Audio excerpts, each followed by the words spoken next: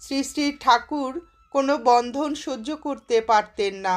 ঠাকুর মশারি গুজে দিতে বা জামার বোতাম লাগাতে পারতেন না, দরজায় খিল দিতেন না, আমাদের বোতাম এঁটে দিতে বলতেন।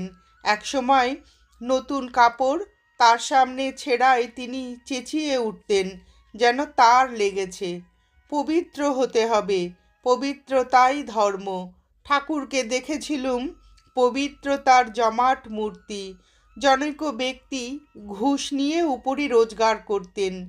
তিনি একদিন ঠাকুরের সমাধি অবস্থায় তার পা ছোঁয়াতে ঠাকুর আক করে চিৎকার করে উঠলেন। ঠাকুর সমাধি অবস্থায় পড়ে না যান সেই জন্য তাকে ধরে থাকতে হতো। আমাদেরও তাই ভয় হতো যদি আমাদের ছোঁয়াতে চিৎকার করে ওঠেন। তাই আমরা পবিত্রতার জন্য প্রার্থনা করতুম।